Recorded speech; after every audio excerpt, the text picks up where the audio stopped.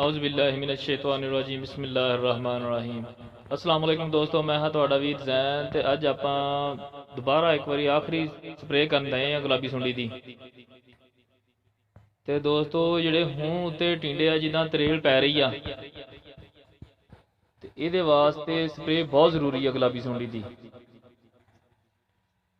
क्योंकि गुलाबी सुंडी नुकसान बहुत कर रही आ। ये जनाब साहब जे दी बर वक्त हुण स्प्रे ना की गई तो जिहड़ा तुहाडे उत्ते जिहड़ी तुहाडे कपाह नूं जिहड़ा टिंडा लगा होया वा ये खत्म हो जाएगा। ਇਹਦਾ ਆਪਾਂ ਨੂੰ कोई फायदा नहीं होएगा। ਤੇ ਇਹੀ ਕਵਾਂਗਾ कि ਤੁਸੀਂ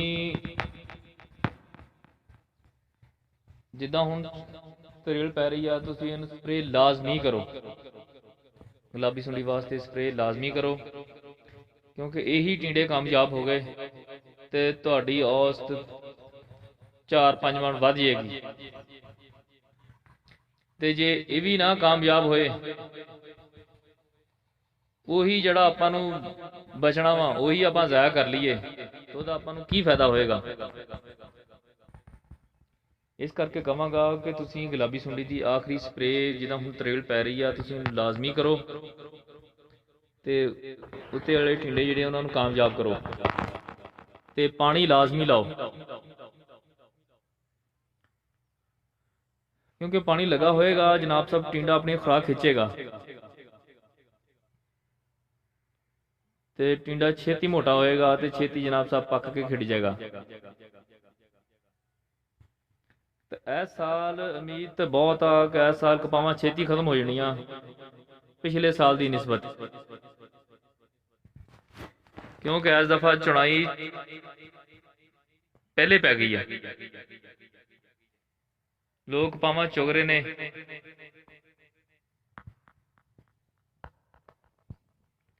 ते कईयां दी औसतां माशाअल्लाह ठीक आ रही वा ते कई बेचारे विच माड़े आ। ते अपने भापप्पू अज माशाअल्लाह स्प्रे कर रहे ने, आओ देखो आ रहे ने भापप्पू, उन्होंने कहा कि बस तुसीं ना स्प्रे घुमाओ ते हर सूरज स्प्रे करो। ते अज अपनी पानी की वारी भी आ ते अज इंशाअल्लाह भापप्पू ना शुगल मेला लगेगा अज। फिर अल्लाह खैर करे जे पानी चलता रह गया तो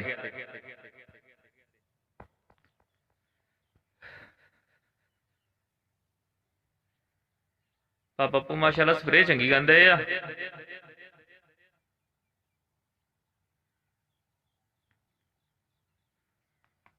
बस ये आ कि इन्हां दी सिर्फ सांभ नहीं हुई,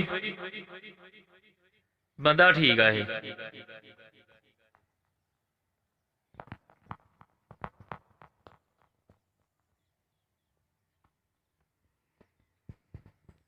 चलो ठीक है दोस्तों, आप मिलते हैं अगली वीडियो च। मेरे चैनल नूं सबसक्राइब करो, मेरी वीडियो नूं लाइक करो ते शेयर करो। ओके जी, अल्लाह हाफिज़, फी अमानिल्लाह।